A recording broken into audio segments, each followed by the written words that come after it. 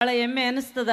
ನಾನು ತಮ್ಮ ಮುಂದೆ ಒಬ್ಬ ಸನ್ಮಾನ್ಯ ದೇವೇಗೌಡರ ಆಶೀರ್ವಾದದಿಂದ ಶಾಸಕಳಾಗಿ ಇವತ್ತು ನಿಮ್ಮ ಕ್ಷೇತ್ರದಲ್ಲಿ ಒಂದು ಈ ದೊಡ್ಡ ವೇದಿಕೆಯನ್ನು ಉದ್ದೇಶಿಸಿ ಮಾತನಾಡೋದು ಭಾಳ ಹೆಮ್ಮೆ ಅನಿಸ್ತದ. ಈಗಾಗಲೇ ಸಮಯ ಭಾಳ ಆಗಿರೋದ್ರಿಂದ ಅನೇಕ ಗಣ್ಯಮಾನ್ಯರು ಸಾಕಷ್ಟು ವಿಷಯವನ್ನು ಮಂಡನೆ ಮಾಡ್ಯಾರ. ಮತ್ತು ನಮ್ಮ ನಿಖಿಲ್ ಕುಮಾರಸ್ವಾಮಿ ಅವರು ಮಾತಾಡ್ತಾರೆ, ಸನ್ಮಾನ್ಯ ಶಾಸಕರು ಕೂಡ ಮಾತಾಡ್ತಾರೆ. ನಾನು ಹೇಳೋದಿಷ್ಟೇ, ಇವತ್ತು ಜಾತ್ಯತೀತ ಜನತಾದಳ ಅಂದರೆ ನಮ್ಮನ್ನು ನೋಡಿದರೆ ಗೊತ್ತಾಗ್ತದ. ನಮ್ಮಂಥ ಒಬ್ಬ ಸಾಮಾನ್ಯ ಮಹಿಳೆಯರಿಗೆ ಅವಕಾಶ ಮಾಡಿಕೊಟ್ಟು ಶಾಸಕರನ್ನು ಮಾಡಿ ಜನಸೇವೆ ಮಾಡಿದಂಥ ಯಾವುದಾದ್ರೂ ಒಂದು ಏಕೈಕ ಪಕ್ಷ ಅಂತ ಅನ್ನೋದಿದ್ರೆ ಅದು ಜಾತ್ಯತೀತ JDS ಅಂತ ನಾನು ಹೇಳೋಕ್ಕೆ ಇಷ್ಟಪಡ್ತೀನಿ. ಹಾಗೆಯೇ ಇವತ್ತು ಎಲ್ಲ ರಾಜ್ಯಾದ್ಯಂತ ನಿಖಿಲ್ ಕುಮಾರಸ್ವಾಮಿ ಅವರು 58 ದಿನಗಳ ಕಾಲ ಅವರು ಒಂದು ಕಾರ್ಯಕ್ರಮವನ್ನು ಹಾಕ್ಕೊಂಡು ದೊಡ್ಡ ಪ್ರಮಾಣದಲ್ಲಿ ಯಶಸ್ವಿಯನ್ನು ಮಾಡೋದು ನಾವು ನೋಡಿದರೆ ಮುಂದಿನ ದಿನಗಳಲ್ಲಿ ಖಂಡಿತವಾಗಲೂ ನಮ್ಮ ಪಕ್ಷ ಅಧಿಕಾರಕ್ಕೆ ಬರೋದು 100ಕ್ಕೆ 100 ಸತ್ಯ ಅನ್ನೋಂಥ ಒಂದು ಮಾತನ್ನು ಈ ಸಂದರ್ಭದಲ್ಲಿ ಹೇಳ್ತೀನಿ. ಯಾಕಂದರೆ ನೋಡಿರಿ ನೀವೆಲ್ಲ ಕಾಂಗ್ರೆಸ್ ಪಕ್ಷದ ಆಡಳಿತವನ್ನು, ನಾವು ಕೂಡ JDSನಲ್ಲಿ ಮೊದಲು ಸಾಕಷ್ಟು ಕನಸುಗಳು ಇಟ್ಕೊಂಡು ಗೆದ್ದು ಬಂದೀವಿ.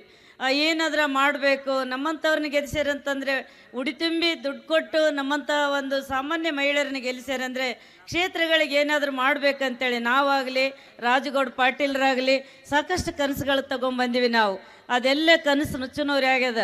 ಯಾಕಂತಂದರೆ ಇವತ್ತು ಈ ಭಾಗ್ಯಗಳ ನೆಪದಲ್ಲಿ ಇವತ್ತು ರಾಜ್ಯಕ್ಕೆ ಸಾಕಷ್ಟು ಎಲ್ಲ ಶಾಸಕರ ಹಕ್ಕುಗಳನ್ನು ಕಸ್ಕೊಂಡು ಯಾವುದೇ ಅನುದಾನ ಕೊಡದೇ ಸಂಪೂರ್ಣ ಶೂನ್ಯ ರೀತಿಯಲ್ಲಿ ಇವತ್ತು ಸಾಗಿದ್ದು ನೋಡಿದರೆ ಮುಂದಿನ ದಿನಗಳಲ್ಲಿ ಈ ಒಂದು ಸರ್ಕಾರಕ್ಕೆ ಭವಿಷ್ಯ ಇಲ್ಲ. ಯಾವುದೇ ಕಾರಣಕ್ಕೂ ಇಲ್ಲಿ ಜಾತ್ಯತೀತ ಜನತಾದಳಕ್ಕೆ ಒಂದು ದೊಡ್ಡ ಪ್ರಮಾಣದ ಒಂದು ಶಕ್ತಿಯಾದ ಅಧಿಕಾರಕ್ಕೆ ಬರ್ತದ ಅನ್ನೋಂಥ ಮಾತು ಹೇಳ್ತಾ ಇವತ್ತು ತಾವೆಲ್ಲರೂ ದಯಮಾಡಿ ನಾವೆಲ್ಲ ಕೈ ಮುಗಿದು ಕೇಳ್ತೀನಿ ಇಷ್ಟೇ. ನಿಖಿಲ್ ಕುಮಾರಸ್ವಾಮಿ ಅವರು 3 ಚುನಾವಣೆ ಎದುರಿಸಿದ್ರು. ಅವರು ಆದರೂ ಕೂಡ ಎದೆಗುಂದದಾನೆ ಅವ್ರಿಗೇನು ಒಬ್ಬ ದೊಡ್ಡ ಚಿತ್ರನಟರವರು ಅವರ ಒಂದು ಫೀಲ್ಡ್ನಲ್ಲಿ ಹೋಗಿ ಅವರೆಲ್ಲ ಒಂದು ಸಾಧನೆ ಮಾಡ್ಬೋದಾಗಿತ್ತು. ಇವತ್ತು ರಾಜ್ಯಾದ್ಯಂತ ಯಾಕೆ ಇಂಥ ಒಂದು ಕಾರ್ಯಕ್ರಮ ಹಾಕ್ಕೊಂಡಾರಂತಂದರೆ ಇಲ್ಲಿ ತತ್ವ ಸಿದ್ಧಾಂತಗಳನ್ನು ನಂಬಿದಂಥ ಒಬ್ಬ ಕಾರ್ಯಕರ್ತರು, ಮುಖಂಡರು, ಜಾತ್ಯತೀತ ಜನತಾದಳದಲ್ಲಿರ್ತಕ್ಕಂಥ ಎಲ್ಲ ಒಂದು ನಾಯಕರನ್ನ ಕಾರ್ಯಕರ್ತರನ್ನ ಉಳಿಸ್ಕೋಬೇಕು, ರೈತರಿಗೆ ನ್ಯಾಯ ಕೊಡಬೇಕು, ಮಹಿಳೆಯರಿಗೆ ಒಂದು ಸ್ಥಾನಮಾನ, ಯುವಕರಿಗೆ ಒಂದು ಸಮಾನತೆ ಕೊಡಬೇಕು ಅನ್ನೋಂಥ ಕಾರಣದಿಂದ ಅವರು ಒಂದು ಕಾರ್ಯಕ್ರಮನ ಹಾಕ್ಕೊಂಡಾರ.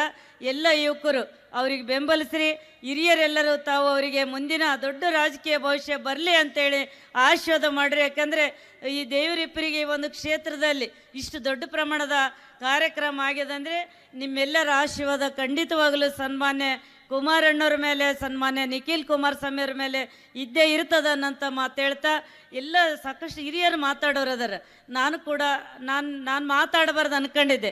ಆದರೆ ರಾಜಗೌಡ ಪಾಟೀಲ್ರು ಒಬ್ಬ ಮಹಿಳೆ ಶಾಸಕರಿದ್ದೀರಿ, ಬಂದು 2 ಮಾತು ಆಡ್ರಿ ಅಂತ ಹೇಳಿದರು. ನಿಜವಾಗ್ಲೂ ಅವ್ರು ನನಗೆ ಸೋದರ ಸಮಾನರು. ಅವ್ರು ಇಷ್ಟು ದೊಡ್ಡ ವ್ಯಕ್ತಿ ಅಂತಂತಂದರೆ ಇಷ್ಟು ಸರಳವಾಗಿ ಅವರು ಮಾತಾಡ್ತಿರ್ತಾರೆ. ಕ್ಷೇತ್ರದ ಬಗ್ಗೆ ದೊಡ್ಡ ಪ್ರಮಾಣದ ಕಳಕಳಿ ಇಟ್ಕೊಂಡಾರ.